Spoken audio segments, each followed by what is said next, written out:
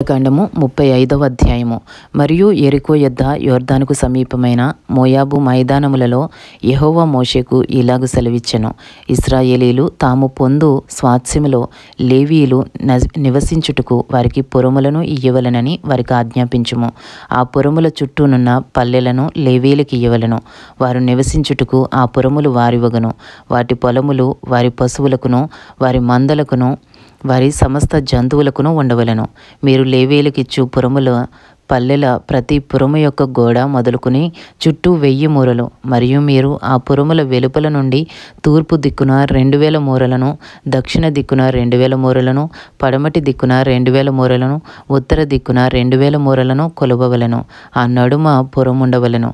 అది వారి పురములకు పల్లెలుగా ఉండును. మరియు మీరు లేవీయులకిచ్చు పురములలో 6 ఆశ్రయపురములుండవలెను. నరహంతకుడు వాటిలోనికి పారిపోవునట్లుగా వాటిని నియమింపవలెను. అవియుగాక 42 పురములను ఇయ్యవలెను. వాటి పల్లెలతో కూడా మీరు లేవీయులకు ఇవ్వవలసిన పురములన్నయూ 48. మీరు ఇచ్చు పురములు ఇశ్రాయేలీల స్వాస్థ్యములో నుండియే ఇయ్యవలెను. మీరు ఎక్కువైన దానిలో ఎక్కువగాను తక్కువైన దానిలో తక్కువగాను ఇయ్యవలెను. ప్రతి గోత్రము తాను పొందు స్వాస్థ్యము చొప్పున తన పురములలో కొన్నిటిని లేవీయులకు ఇయ్యవలెను. మరియు యెహోవా మోషేకు ఇలాగు సెలవిచ్చెను. నీవు ఇశ్రాయేలీలతో ఇట్లనుము, మీరు యొర్దాను దాటి కనాను దేశంలోనికి వెళ్ళిన తర్వాత ఆశ్రయపురములుగా ఉండుటకు మీరు పురములను ఏర్పరచుకొనవలెను.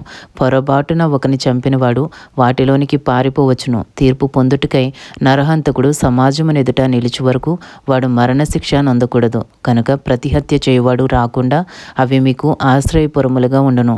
మీరు ఇయ్యవలసిన ఆ పురములలో 6 ఆశ్రయపురములుండవలెను. వాటిలో యొర్దాను యువతల 3 పురములను ఇయ్యవలెను. కనాను దేశంలో 3 పురములను ఇవ్వవలెను.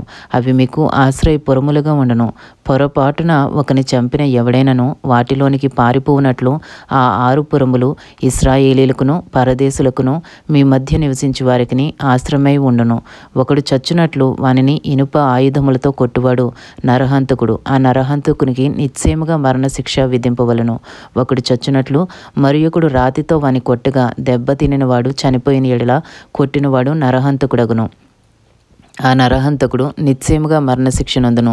మరియు ఒకడు చచ్చునట్లు మరియొకడు చేతికర్రతో కొట్టగా దెబ్బ తినినవాడు చనిపోయిన ఎడల కొట్టినవాడు నరహంతకుడగును. ఆ నరహంతకుడు నిశ్చయముగా మరణశిక్ష నొందును. హత్య విషయంలో ప్రతిహత్య చేయువాడు తానే నరహంతకుని చంపవలెను. వాని కనుగొనినప్పుడు వాని చంపవలెను. ఒకడు చచ్చునట్లు వాని పగబట్టి పొడిచినను లేక పొంచియుండి వాని మీద దేనినైనను వేసినను, లేక ఒకడు చచ్చునట్లు వైరం వలన చేతితో వాని కొట్టినవాడు నరహంతకుడు. నిశ్చయముగా వాని చంపవలెను. నరహత్య విషయంలో ప్రతిహత్య చేయువాడు ఆ నరహంతకుని కనుగొనినప్పుడు వాని చంపవలెను. అయితే పగపట్టక హఠాత్తుగా వానిని పొడిచినను, పొంచి ఉండక వాని మీద ఏ ఆయుధమైనను వేసినను, వాని చూడక ఒకడు చచ్చినట్లు వాని మీద రాయి పడవేసినను, దెబ్బతినినవాడు చనిపోయిన ఎడల కొట్టినవాడు వాని మీద పగపట్టలేదు, వానికి హాని చేయగోరలేదు. కాబట్టి సమాజము ఈ విధులను బట్టి కొట్టిన వానికిని హత్య విషయంలో ప్రతిహత్య చేయువానికిని తీర్పు తీర్చవలెను. అట్లు సమాజము నరహత్య విషయంలో ప్రతిహత్య చేయువాని చేతిలో నుండి ఆ నరహంతకుని విడిపింపవలెను. అప్పుడు సమాజము వాడు పారిపోయిన ఆశ్రయపురమునకు వాని మరలా పంపవలెను. వాడు పరిశుద్ధ తైలముతో అభిషేకింపబడిన ప్రధాన యాజకుడు మృతినందు వరకు అక్కడనే నివసింపవలెను. అయితే ఆ నరహంతకుడు ఎప్పుడైనను తాను పారిపోయి చొచ్చిన ఆశ్రయపురం యొక్క సరిహద్దును దాటి వెళ్ళినప్పుడు నరహత్య విషయంలో ప్రతిహత్య చేయువాడు ఆశ్రయపురం యొక్క సరిహద్దు వెలుపల వాని కనుగొనిన ఎడల ఆ ప్రతి హంతకుడు ఆ నరహంతకుని చంపినను వాని మీద ప్రాణము తీసిన దోషము ఉండదు. ఏలయనగా ప్రధాన యాజకుడు మృతినందు వరకు అతడు ఆశ్రయపురములోనే నివసింపవలెను. ప్రధాన యాజకుడు మృతి నొందిన తరువాత ఆ నరహంతకుడు తన స్వాస్థ్యమున్న దేశమునకు తిరిగి వెళ్ళవచ్చును. ఇవి మీ సమస్త నివాస స్థలములలో మీ తరతరములకు మీకు విధింపబడిన కట్టడ. ఎవడైనను ఒకని చావగొట్టిన ఎడల సాక్షులు నోటి మాట వలన ఆ నరహంతకునికి మరణశిక్ష విధింపవలెను. ఒక సాక్షి మాట మీదనే ఎవనికి మరణశిక్ష విధింపకూడదు. చావతగిన నరహంతకుని ప్రాణము కొరకు మీరు విమోచన ధనమును అంగీకరింపక నిశ్చయముగా వానికి మరణశిక్ష విధింపవలను.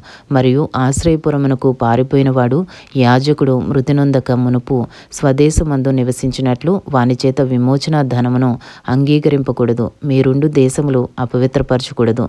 నరహత్య దేశమును అపవిత్రపరచును కదా.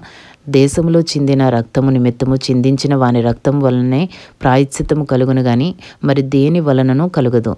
మీరు నివసించు దేశమును అపవిత్రపరచకూడదు. అందులో నేను మీ మధ్యను నివసించుచున్నాను. నిజముగా యెహోవాను నేను ఇశ్రాయేలీల మధ్య నివసించుచున్నాను. ఆమెన్.